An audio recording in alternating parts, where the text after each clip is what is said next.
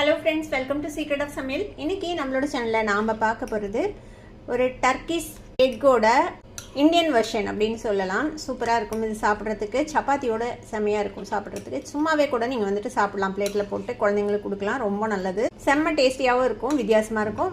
Just ஒரு 10-15 நிமிஷத்தில் நீங்கள் செஞ்சு முடிச்சிடலாம். வேக வச்ச முட்டை இருந்தது, தயிர் இருந்ததுன்னா இப்படிங்கிறதுக்குள்ளே செஞ்சு முடிச்சிடலாம் இந்த ரெசிபியை.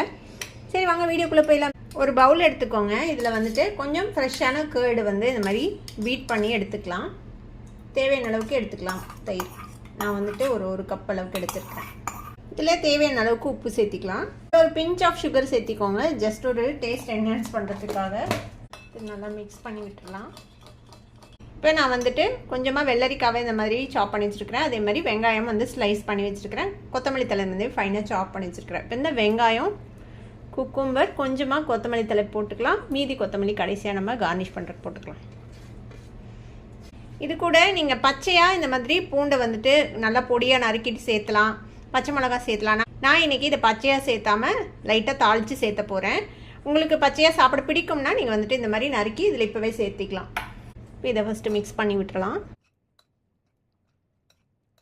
இப்போ இதுக்கு மேலே நான் வந்து முட்டையை இந்த மாதிரி வேக வச்சு 2ஆக கட் பண்ணி வச்சுருக்கிறேன். இந்த மாதிரி கொஞ்சம் சாஃப்டாக பாயில் பண்ணி வச்சுக்கோங்க. அப்போனா ரொம்ப நல்லாயிருக்கும் இதுக்கு.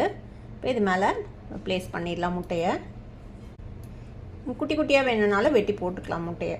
உங்களோட விருப்பம்தான். இப்போ இதுக்கு ஒரு சின்ன தாளிப்பு பண்ண போகிறோம். இப்போ ஒரு தாளிக்கிற கரண்டியில் ஒரு 2 டீஸ்பூன் எண்ணெய் விட்டு வச்சுருக்கிறேன். ஒரே ஒரு பல்லு பூண்டை இந்த மாதிரி ஃபைனாக சாப் பண்ணி வச்சுருக்கிறேன். அதே மாதிரி ஒரு பச்சை மிளகாய் அதையும் ஃபைனாக சாப் பண்ணி வச்சுருக்கிறேன். எண்ணெய் சூடானதும் இந்த பூண்டு பச்சை மிளகாய் சேர்த்திக்கலாம்.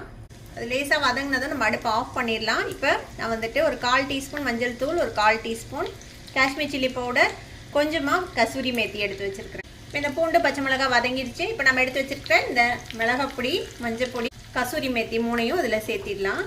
இப்போ நம்ம தாளிச்சதை இப்போ இது மேலே அப்படியே போர் பண்ணிடலாம். இதுக்கு மேலே கொஞ்சமாக கொத்தமல்லி தலை போட்டு கார்னிஷ் பண்ணிடலாம். அவ்வளோதான். சூப்பரான சிம்பிளான ஒரு டிஷ் ரெடி ஆகிடுச்சு. இதை வந்து லைட்டாக மிக்ஸ் பண்ணி விட்டு நீங்கள் வந்துட்டு சர்வ் பண்ணலாம். சப்பாத்தியோடு சூப்பராக இருக்கும் இது சாப்பிட்றதுக்கு.